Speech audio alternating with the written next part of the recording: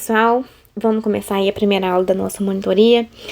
Eu tentei resumir ao máximo a matéria, mas de fato a matéria é muito grande, tá?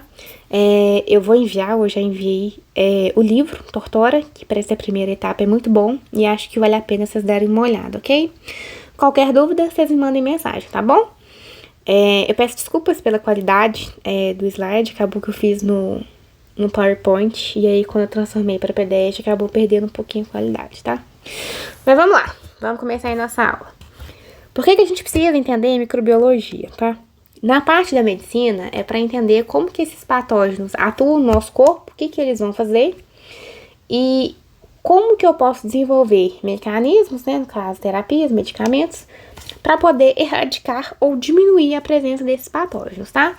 Na vida em geral, a gente tem na indústria, né, tanto alimentícia quanto agrícola, por exemplo, o uso, né, de bactérias, fungos para a produção aí de iogurtes, né, a própria penicilina, né, e etanol, vodka, etc, tá bom? Beleza. O que é microbiologia?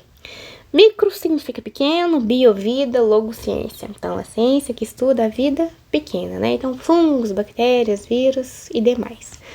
Essa parte aqui é muito importante, tá? O Dirceu adora perguntar isso aqui, principalmente a diferença entre esses dois, tá? O que acontece? Os viroides e virusoides são RNA circular. Só isso que eles são, tá? A gente sabe que os vírus são acelulares, né? Só que quando a gente for estudar vírus mais à frente, vocês vão perceber que eles têm componentes estruturais. E aqui nesse caso a gente não vai ter, tá? Aqui a gente vai ter só realmente uma molécula de RNA, tá? Qual que é a diferença então entre viroides e virusoides? Os viroides conseguem entrar numa célula e começar a infectar, começarem a se replicar. Os virusoides não. Os virusoides precisam primeiro infectar um vírus, né? Primeiro eles vão infectar um vírus e aí depois eles vão para a célula e vão se replicar, tá? Outra coisa que o Dirceu gosta muito de perguntar é sobre a questão dos prions. O que são prions? São moléculas, tá? Proteicas que mudaram sua conformação tridimensional. E aí a gente precisa lembrar lá da Juju, né? De bioquímica, da Ju. Que quando uma proteína modifica a sua estrutura tridimensional, ela começa a atuar no organismo de uma forma diferente. E aqui, nesse caso, vai atuar, né, de uma forma patógena. Um exemplo muito comum de prions é a doença da vaca louca, que ela vem exatamente de proteínas que simplesmente mudaram a sua conformação tridimensional. Beleza, vamos para a próxima. Aqui eu coloquei mais a fim de ilustração mesmo, tá? Acho que o mais importante aqui é o do Koch mesmo, que é relacionado à tuberculose. A gente vai estudar também tuberculose mais à frente. Essa parte aqui da evolução e classificação, a coisa mais importante é a diferenciação entre o grupo Archaea e o grupo da bactéria, né? Então, a gente teve aí a divisão da família protista, né? Em Archaea e bactéria. Então, isso é importante, a gente vai falar um pouco dessas diferenças agora, tá? Outra coisa também que o Dirceu gosta muito é sobre a teoria endossimbiótica. O que ela fala, né? Quando foi estudar melhor a célula, né, humana, animal, percebeu a presença de uma organela muito diferente, né? Que é a mitocôndria. E quando começou a estudar-se a microbiologia, percebeu-se que essa mitocôndria parecia muito, né, com um protista. Então surgiu essa teoria, né, que acredita-se que lá na vida primitiva, uma bactéria infectou uma célula e ao invés de contaminá-la, né, usufruir lá dos seus recursos e ir embora, ela acabou ficando e foi benéfico para as duas, né? Mas por que seria benéfico a gente ter uma mitocôndria, né? A gente tem que lembrar que sem a mitocôndria, a gente não faz o ciclo de Krebs, nem a cadeia respiratória, né? De novo, a gente volta lá na bioquímica. A glicólise por si só, que é feita no citosol, ela só produz 2 ATPs, né? Como saldo final. Agora, quando a gente tem uma mitocôndria, que é o nosso caso, né? Na célula humana, esse saldo de ATP, né, dependendo das laçadeiras, que não vem ao caso entrar, né, em mais detalhes, pode criar de 36 a 38 ATPs. Então, a diferença é muito grande, né? Então, foi benéfico para as duas. Então, essa é a teoria endossimbiótica. Tá, então aqui eu coloquei as diferenças, né, entre o domínio arquea e o domínio bactéria. A gente consegue perceber que a grande diferença aí entre elas é a RNA polimerase. No caso da arquea, ela é bem semelhante à nossa, né? E uma coisa importante sobre as arqueas é que elas são quimiosintetizantes. O que significa isso? Significa que elas vão utilizar de compostos químicos, como nitrogênio e enxofre, para poder fazer aí a produção, né, de energia própria. Então, isso é importante. A gente vai ver, inclusive, bactérias que usam o enxofre, né? Então, a gente consegue achar arqueas até mesmo na beirada de vulcões, que é um ambiente extremamente extremo, né? E etc. Bem, vamos entrar mais a fundo, então, sobre o que são as arqueas. A gente vai ter 3 tipos principais, que são as termoacidófilas. O que é isso? Elas aguentam alta temperatura e alta acidez, ou seja, elas não vão desnaturar, né? Nem perder ou ganhar água nesses ambientes. E um exemplo é exatamente a sulfolobos, né? Que utiliza aí do enxofre, né? Que em latim é sulfur e, portanto, sulfolobos, para poder produzir sua própria energia, tá? As halófilas, elas vão aguentar locais, né, extremamente salgados. Então, por exemplo, no nosso sal de cozinha pode ter a proliferação de bactérias? Sim, pode ter, tá? E as metanogênicas são aquelas que aguentam ficar em ambientes sem oxigênios, e especialmente na presença de metano. Então, a gente tem que lembrar que os herbívoros, eles flatulam, né, metano, e essas bactérias vão acabar utilizando desse oxigênio. Aqui eu coloquei, né, as características para vocês estudarem, mas basicamente as grandes diferenças são essas. Bem, esse conceito é um conceito que o Dirceu gosta muito, que é o conceito da ubiquidade. Eu coloquei aqui para vocês verem o que o dicionário fala e como que a gente usa esse conceito aplicado à microbiologia. O dicionário coloca como ubíquo tudo aquilo que está praticamente em todos os lugares, tá? Onipresente. E como que a microbiologia utiliza, então, desse substantivo? A gente coloca esse substantivo as bactérias que conseguem sobreviver, que conseguem proliferar, né, micro-organismos em geral, em qualquer ecossistema da Terra. Então, no solo, na água, tá? No corpo humano, igual as arqueas que eu falei, né? Em ambientes extremos. Então, é isso que a gente fala sobre ubiquidade. Então, bactérias são ubíquas? Sim. A gente acha ela em todos os locais, tá? Então, é isso. E o Dirceu gosta muito disso.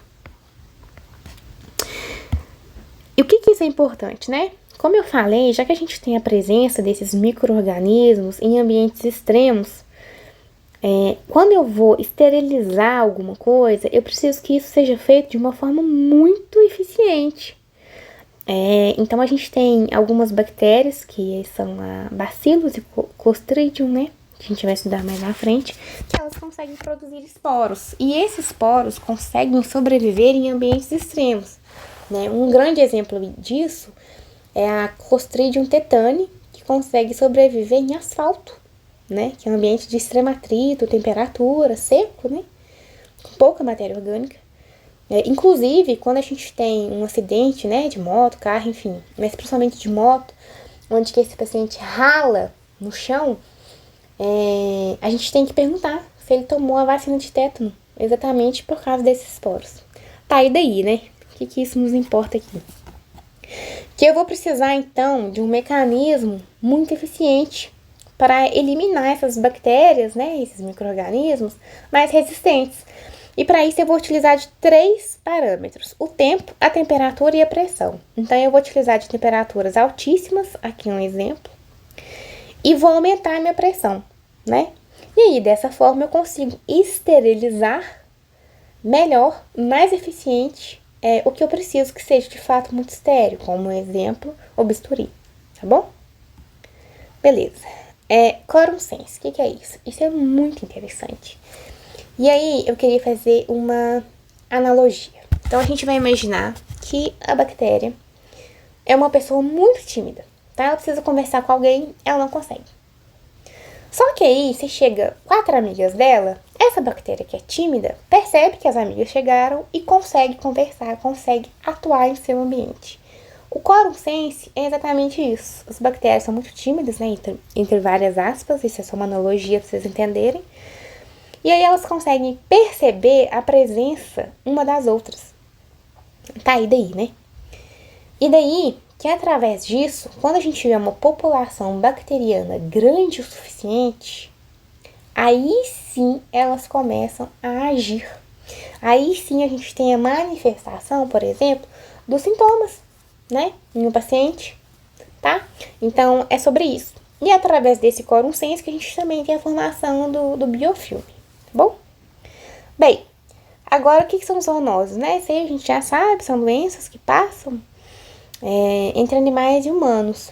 Aí eu coloquei o exemplo da histoplasmose, que é uma doença fúngica que a gente vai aprender mais à frente, que ela está relacionada às fezes de morcego e aves. Então, elas são aerotransportadas, né? A gente tem nas fezes dos morcegos e das aves a presença desses fungos, né? Esses esporos fúngicos. E aí a pessoa acaba entrando, por exemplo, numa caverna, inala e começa a ter, né, as manifestações disso, tá bom? Não precisa se preocupar com os detalhes, que isso aqui a gente vai aprender mais à frente. Eu coloquei só para exemplificar. Agora as classificações. Na minha prova de Dirceu não cobrou nada. Foi até engraçado, porque todo mundo decorou, assim, tudo e não caiu nenhuma questão. Entretanto, todavia, eu aconselho que vocês saibam, tá? Principalmente essas aqui, beleza? Então, não vou entrar muito em detalhes aqui, porque isso aqui não tem jeito, é sentar e decorar mesmo, tá? Mas é relacionada mesmo à forma mesmo. Então, cocos. Por que cocos? Porque parece um coco, né? É redondinha. E por aí vai, tá? Coloquei aqui para diferenciar as espirilos das espiroquetas, que a gente olhando de longe parece muito, né? Só que não. A gente consegue perceber aqui que nas espiroquetas a gente tem uma estrutura helicoidal, enquanto nas espirilas a gente só tem um formato de hélice. E aí, o Dirceu coloca essa curiosidade nos slides dele, que é sobre a micoplasma, né? Que é um micro-organismo que não tem parede celular. Então, quando a gente tem fármacos, né, a gente vai aprender isso mais à frente, que eles atuam exatamente na estrutura das paredes celulares. E nesse caso aqui dessa bactéria, né, os beta-lactâmicos, que são os antibióticos voltados para isso, não vão funcionar, porque ela não tem parede, né? Então, isso é só uma curiosidade, não creio que ele vai cobrar, mas tá aí. Beleza. Quanto ao arranjo, então, aquelas formas vão se unir e através da união delas a gente vai ter, então, diferentes nomes, tá? Igual eu falei, não vou entrar aqui, porque o vídeo vai ficar muito longo e isso aqui não tem jeito, é sentar e decorar. Essas imagens aqui, todas eu retirei do Tortora, tá? Igual eu falei, tá muito bom para essa primeira etapa. Bem, vamos lá. Por que a gente tem que tanto lavar a mão, usar a luva na hora de fazer uma cirurgia, né? Um procedimento mais invasivo? Não está só relacionado às bactérias que a gente entra em contato do meio externo, não, tá? No nosso corpo, a gente tem a nossa flora normal, natural. Então, existem bactérias na nossa pele, nariz, intestino, olho. Em todos esses lugares, a gente vai ter bactérias nossas, próprias nossas, tá? Aqui eu coloquei alguns exemplos, acho que vale a pena vocês terem uma noção. E o que diferencia essa bactéria ser benéfica dela ser maléfica? São vários fatores que a gente vai ver mais à frente, mas está relacionado ao tamanho da população.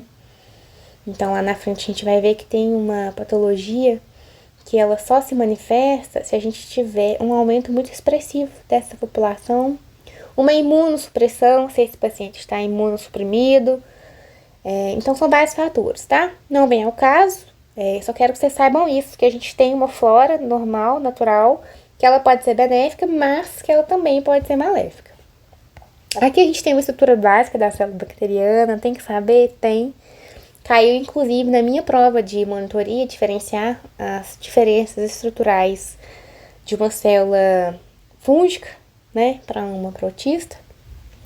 Então, tem que saber. E uma coisa que o Dirceu gosta muito é sobre plasmídio.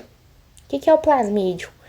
Ele é um material genético que a bactéria tem, que ele é extracromossomial, ou seja, ele está fora do cromossomo. E ele vai ser muito importante lá na genética microbiana que o Agnaldo vai dar para vocês, tá? Então, o Dirceu gosta muito disso. Mas, em geral, são aquelas características que a gente já sabe, né? Não tem núcleo, não tem carioteca, o material genético fica disperso no citoplasma. Uma parte importante também, né, que a gente vai estudar melhor mais à frente, é essa camada de peptídeo glicano, que está muito relacionada aí à diferenciação entre grãos positivas e grãos negativas, que é muito importante também. A presença de flagelo, de fímbrias, que a gente vai ver mais detalhado mais à frente, tá? Então, tem que saber diferenciar de uma célula eucariota. Então, é importante isso. Beleza. Vamos falar então sobre a coloração de grão. Qual é a chance de cair? 99,9. Na minha prova caiu uma questão aberta pedindo para diferenciar. Então tem que saber? Tem que saber. Não tem como você ir para a prova do Dirceu sem saber isso. Beleza. Então, como eu falei para vocês, as bactérias elas têm uma camada aí de peptídeo glicano, né? E daí?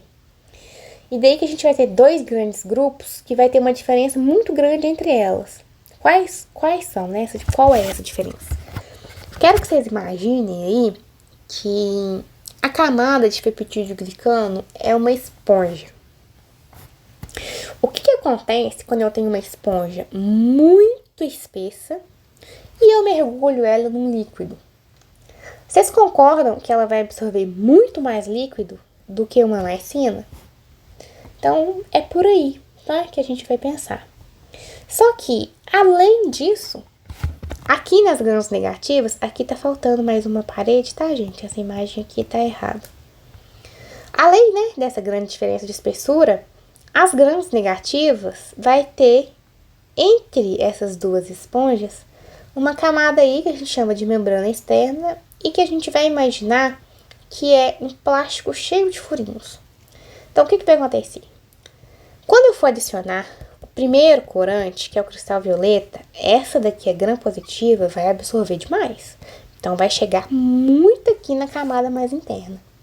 Agora, a gram negativa, além dela absorver menos, por ela ser mais fina, essa camada aqui que a gente está imaginando, que é um plástico cheio de furinhos, vai dificultar que chegue aqui embaixo. Então, eu vou ter uma quantidade que vai chegar a essa camada mais interna muito pequena, né, do cristal violeta. E daí? E daí que quando a gente for lavar esse corante, enquanto aqui eu vou ter uma quantidade muito grande dele presente, aqui eu não vou ter quase nada, tá? Mas vamos ver os detalhes certinhos. Eu preciso saber como é que é feita essa coloração? Sim, eu acho que vocês devem saber sim. Por mais que eu acredito que vocês não tenham tido ainda a aula de coloração no laboratório, eu acredito que tem grandes chances do Dirceu cobrar. Então saibam, tá? Aqui eu coloquei uma imagem microscópica, né? Então aqui a gente tem a cristal violeta, ou seja, tá roxa. Logo eu sei que isso aqui é uma gram positiva. E aqui vermelha, né? Ou rosada, então eu sei que ela é uma gram negativa. Uma coisa importante que eu esqueci de falar é sobre a presença de ácido teitóico nas grãs positivas. Teve uma questão da minha prova que você só matava ela se você soubesse disso, se você lembrasse disso. Beleza, vamos às etapas da coloração, que eu vou repetir. Saibam, porque ele pode cobrar. Beleza? O que vai acontecer então? Muito simples. Eu vou pegar lá minha amostra e vou adicionar cristal violeta. Então, fui e coloquei cristal violeta. Vamos lembrar, a gram positiva, a esponja é grande, ou seja, a parede de peptídeo glicano é grande, absorveu um tantão. E daí? E daí que eu vou lavar ela com H2O, com água. Eu lavando ela com água, grande parte do meu corante violeta vai ficar, porque ele chegou até camadas profundas, certo? E as grãs negativas que estão aqui nessa amostra minha? Não. As minhas grãs negativas têm uma camadinha muito pequenininha. Absorveu pouco, esse pouquinho acabou de ser lavado. Beleza. E agora? Agora, eu quero fixar esse cristal violeta. Como é que eu vou fazer? Eu vou usar um mordente, que é o iodo. Então, eu coloco iodo, espero um pouquinho e depois lavo com água. Aí, aqui, o que eu vou fazer? Agora eu quero tirar tudo. Até o restinho que ficou na grã negativa. Como é que eu vou fazer isso? Eu vou lavar com álcool ou com acetona. Então, eu vou jogar, esperar o tempo e depois, de novo, o quê? Água. E aí, nisso, a gente vai ter as grãs positivas, roxinha, e a negativa, tá sem cor. Isso me ajuda? Não. Eu preciso saber se tem grã negativa ali também. Como é que eu vou fazer, então? Eu vou usar um contracorante, que é a safranina. Aí eu coloco safranina e aí, a partir desse momento, eu consigo ver as minhas grãs negativas na microscopia eletrônica, tá bom? Então é isso, bem simples. E lembrem, tem que saber. Bem, uma diferença também, e essa o Dirceu também cobrou aberta, tá? Inclusive eu confundi e errei essa questão na minha prova, que é a diferença entre exotoxinas e endotoxinas. O que são exo? O nome já tá te falando. Elas são de fora, elas vão para fora, tá? Para fora de quem? Da bactéria. E elas são produzidas tanto por grãs positivas quanto por grãs negativas. E as endo, Luísa? As endos, elas vão ser liberadas, ou seja, elas só vão sair quando a membrana celular das minhas bactérias forem rompidas, tá? E daí? Daí que eu vou ter elas só em grãs negativas. Então tem que saber, pode cair, caiu na minha. Beleza. Agora a gente vai entrar aí nos processos infecciosos. Como é que vai acontecer? Eu vou ter minha bactéria, pode ser por inalação, contato ou qualquer outra forma. O que vai acontecer aqui? Eu vou ter o seguinte. Eu vou ter a migração dessa bactéria para o local. Então, a gente vai ver que a gente vai ter uma preferência, um tropismo por algumas regiões do corpo, que é onde ela vai encontrar o que ela precisa para se reproduzir, tá? Então, chegou lá, entrou, multiplicou, disseminou. Ou seja, passou para várias células, chegou na corrente sanguínea. Quando chega aqui, a gente fala que a gente tem uma bacteremia. Então, o que é bacteremia? Quando a minha infecção chegou à corrente sanguínea. E aí, ela vai para outros órgãos-alvos. O que é a sepse? É quando atingiu vários sistemas de uma vez, tá bom? Sobre isso, a gente tem a questão das fímbrias e do flagelo. O flagelo, ele é para locomoção, então ele vai ajudar muito essas bactérias se locomoverem, principalmente em meios líquidos, né? Quando a gente for falar de meio de cultura, isso vai ficar bem claro para vocês.